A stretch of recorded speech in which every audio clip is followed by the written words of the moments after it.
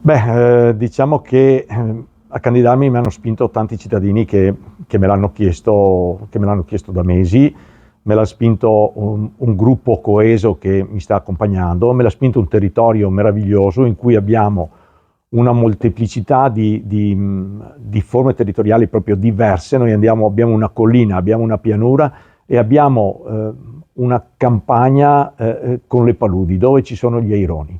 Un territorio che ovviamente è da tutelare, in cui abbiamo due assi viari che sono difficili da coniugare in un paese così piccolo, e dove abbiamo aree industriali, agricoltura, aree commerciali che convivono.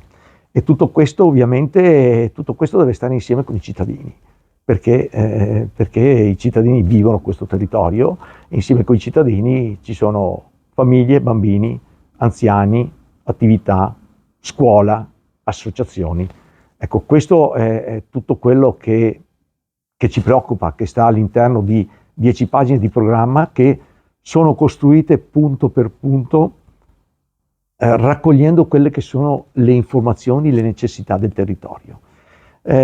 Vivo San Fior, lo dice chiaro, noi viviamo il territorio, lo passiamo, lo presidiamo da tanti anni, abbiamo le persone che ci chiedono di tutto e ovviamente lo sappiamo, le amministrazioni non è che possano fare di tutto, non si può accontentare tutti in un solo momento, perché poi le risorse finanziarie sono sempre quelle che sono.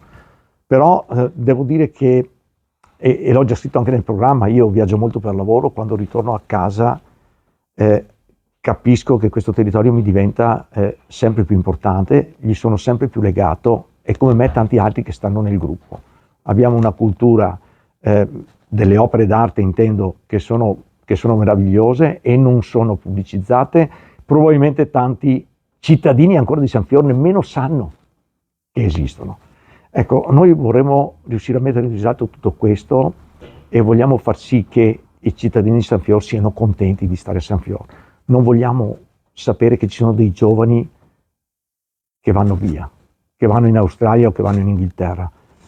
Qualcuno ritorna, però l'Australia, l'Inghilterra o l'America deve essere qui, deve essere il nostro territorio. Questo vorremmo, e questo è uno dei motivi, o il motivo principale per cui mi candido.